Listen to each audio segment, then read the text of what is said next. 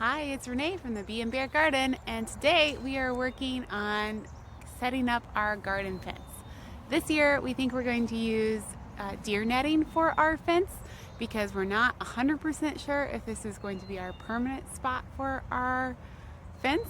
Might move a little bit, and we thought we'd give deer netting a try. So there's Kyle in the background.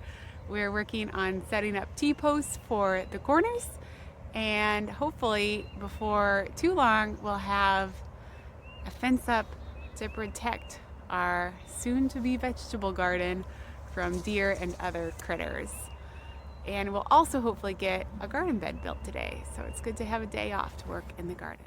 We've had incremental garden progress in the past few days, this past week. We put the garden corner posts up, and we've agreed finally where we were going to have the edges of our fence.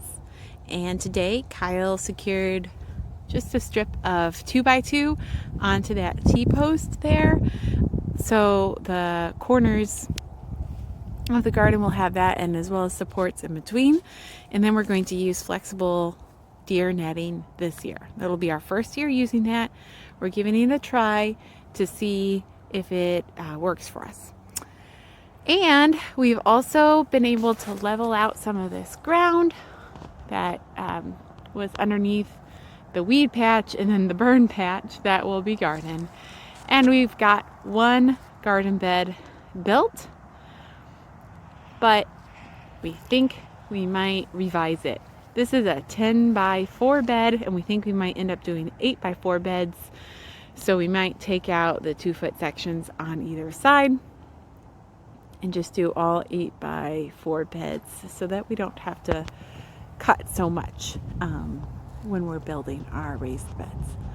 So it's slow going because we have little kids and I work full-time, but we are making progress. Days later, and we are still working on this garden fence.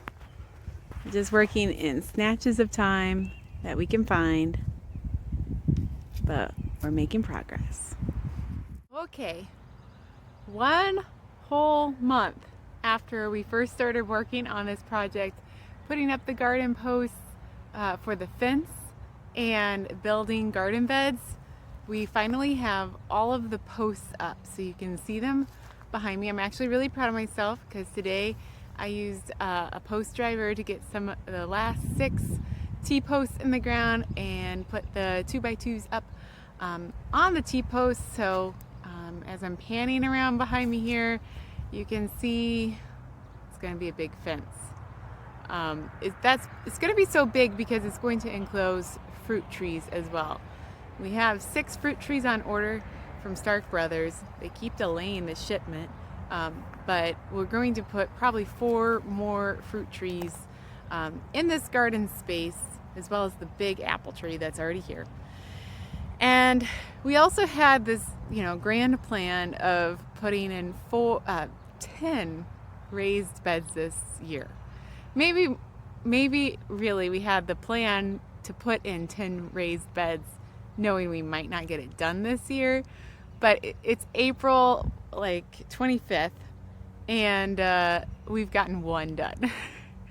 And it's beyond time to be getting seeds in the ground. So we did revise it. So in my last update, I talked about how we thought we would change it from being a 10x4 bed to an 8x4 bed, and we did do that.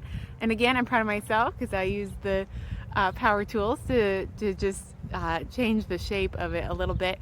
It really wasn't that big of a deal, but I'm not used to using power tools, and I did. And I got it filled yesterday too. So hopefully we'll get some of the early seeds in the ground, and we'll get the deer netting on the fence next. But we are actually getting close to having a garden fence.